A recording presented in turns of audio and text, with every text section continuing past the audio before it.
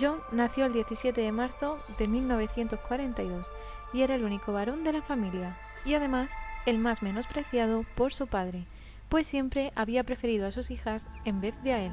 Tanto su propia familia como sus compañeros lo consideraban un patito feo. Físicamente no era agraciado y estaba bastante regordete. Por si fuera poco, carecía de buena salud. Solía tener problemas del corazón y se desmayaba con frecuencia desde los 11 años. Con 14 sufrió un ataque de epilepsia y tuvieron que ponerle una camisa de fuerza porque era incontrolable. El padre de John era un borracho y con el tiempo comenzó a volverse cada vez más y más agresivo, y a pesar de ello y de las numerosas palizas que recibía, John seguía intentando obtener la aceptación de su padre. Al cumplir los 18 años, se fue de casa, una larga temporada, para buscar trabajo en Las Vegas. Esta huida, entre comillas, le sirvió para darse cuenta de que no era un fracasado como su padre le hacía creer, y su forma de ver la vida cambió para mejor, tanto que logró incluso graduarse en el Northwestern Business College. Era un buen vendedor, con carisma, simpático y muy confiado. Estuvo trabajando en la compañía Nunn-Bush Show, trabajo que acabó dejando para dirigir una tienda en un conocido almacén de ropa para caballeros en Illinois. Empezó a quererse tal cual era, y al darse cuenta de que su aspecto no suponía un obstáculo para relacionarse con el resto de la gente, llegó incluso a conocer a una chica, con la que se casaría más tarde, llamada Marilyn Myers, hija del director de una conocida cadena de comida rápida, llamada Kentucky Fried Chicken, el cual no dudó en nombrar a John como sucesor. Entonces, ¿qué pudo pasar con John para que terminara siendo uno de los asesinos más famosos de la historia? Lo que llevó a John a cometer tantos crímenes fue su obsesión por el sexo. Numerosos empleados fueron los que se cruzaron en su camino y a John le resultaba cada vez más difícil controlar sus impulsos. Llegó incluso a ofrecerle a otros hombres la posibilidad de mantener relaciones con su mujer si ellos le complacían también a él. Fue encarcelado por chantaje y extorsión a un par de jóvenes y esto provocó que los traumas de su infancia volviesen a la mente de John. Cuando salió de la cárcel de Chicago, era una persona manipuladora y con ganas de convertir la vida de los otros en un infierno. Solía frecuentar bares de ambiente, estaciones de autobuses en las que se bajaban jóvenes sin un sitio al que ir. Ya no trabajaba, pero sorprendentemente volvió a casarse, aunque ya el único deseo sexual que sentía era hacia chicos jóvenes. Si alguien le preguntaba, él negaba que fuese homosexual, pero tras numerosos encuentros sexuales con personas de su mismo sexo, le hacía sentir tan culpable que le entraban ganas de asesinarlos. Hay quien dice que la falta de amor y cariño en su infancia hizo que John acabase así en su vida adulta. Vamos a hacer ahora un repaso de las víctimas a las que se llevó por delante. En el año 1967 acabó con la vida de Edward Lynch, de 16 años, y de Donald Borges, de 15. En 1972, a un chico no identificado de 18 años y a Timothy McCoy, de 16. En 1975 mató a John Butkovich, de 16 años. En 1976 a Mike Rossi, de 16, Randall Reffett, de 15, Samuel Stapleton, de 14, Darrell Sampson, de 18, Michael Bonin, de 17, William Billy Carrell, de 16, James Hackenson, de 16, Rick Johnston, de 17, Michael Marino, de 14, Kenneth Parker, de 16, William Bundy, de 19 y Gregory Gossick, de 17. En el año 1977 sus víctimas fueron John Six, de 18, John Prestige, de 20, Matthew Bowman, de 19, Robert Gilroy, de 18, John Mowery, de 19, Russell Nelson, de 21, Robert Winch, de 16, Tommy Bolin, de 20 y David Talsman, de 19. En 1978 sus víctimas fueron Billy Kendrick, de 19 años, Jeffrey Ringel, de 22, Timothy O'Rourke, de 20, Frank Wayne, de 19, James Mazzara, de 21 y Robert Pist, de 15. John se ha ido ganando el respeto de la sociedad poco a poco. le gustaba visitar hospitales infantiles disfrazado de payaso al que solían llamar Pogo. Sin embargo, en su vida privada era un asesino insaciable. En uno de sus numerosos trabajos conoció al amigo de un cliente que era homosexual y le propuso mantener relaciones. También le indicó lugares donde podía conocer a jóvenes chicos que se dedicaban a la prostitución, algo que llamó la atención de John. 10 días después de Navidad, John cometió su primer asesinato. La víctima era un joven sin identificar de 18 años con el que tuvo un encuentro en la terminal de Greyhound. Cuando la policía encontró el cuerpo, halló huellas dactilares de John y lo interrogaron.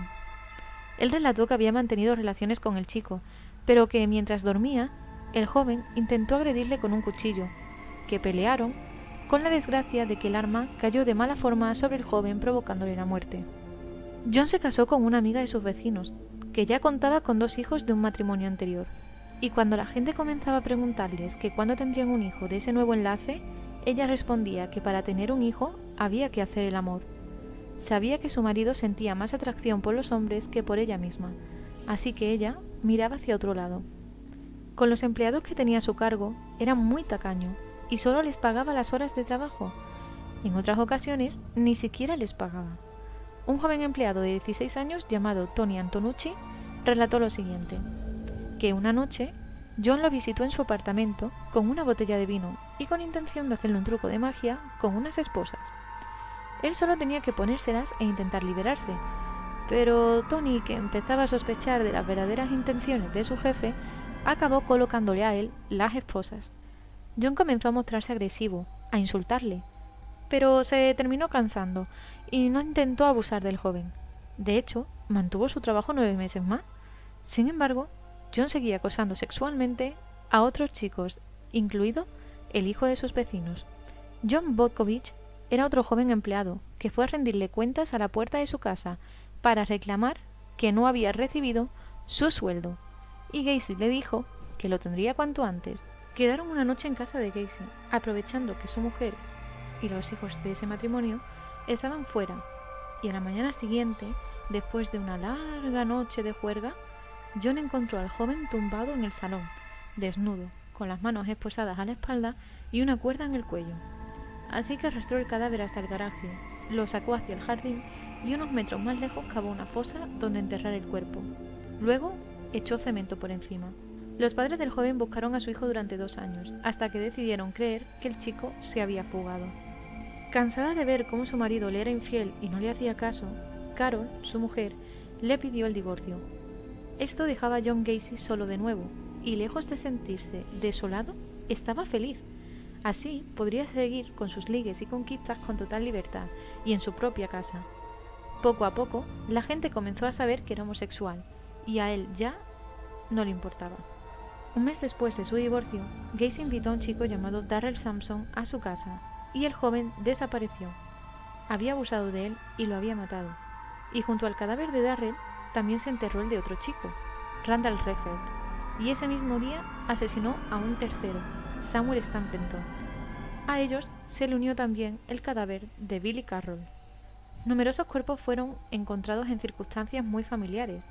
En una ocasión sospecharon de Gacy, pero este tenía una buena coartada y la policía lo sacó de su lista de sospechosos inmediatamente. Los jóvenes que se dedicaban a la prostitución comenzaban a temer a John Gacy. Todo porque un chico con el que había estado les relató que Gacy compró sus servicios, lo llevó a su casa y le pegó una paliza antes de violarle. Luego le pagó, lo llevó en coche y se fue. Pero la paliza había sido tan brutal que no habría podido volver a ejercer la prostitución hasta después de un mes. El 6 de enero de 1978, Gacy fue arrestado y conducido a la comisaría. Otro chico, Robert Donnelly, le denunció. Iba a trabajar para Gacy realizando un número sadomasoquista, pero Gacy se había propasado con él y lo había forzado. Pero como él había accedido y fue a casa de Gacy de forma voluntaria, la policía no siguió adelante con la denuncia. Casi pillaron a Gacy por culpa de un incidente que tuvo lugar el 21 de marzo de 1978. Jeff Rignall, de 26 años, había subido a su coche y abusaron juntos de algunas sustancias, pero entonces Gacy le tapó la boca con cloroformo y lo llevó a su casa. Allí lo torturó y como el chico estaba drogado, no podía casi defenderse. De lo que sí se acordaba era de la fotografía de un payaso en la pared de enfrente. Cuando despertó en medio de la nada, decidió buscar al hombre que recordaba y el coche en el que se había subido. Cuando lo localizó, lo siguió, apuntó la matrícula y denunció el caso a la comisaría.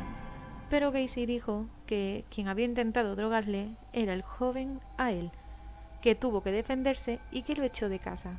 Y una vez más, la policía le creyó y volvió a quedar en libertad. Mientras tanto, los cadáveres se iban acumulando en el subsuelo de la casa de Gacy. Tim O'Rourke, un joven desempleado, fue a casa de Gacy para pedirle trabajo. ¿Y adivináis qué?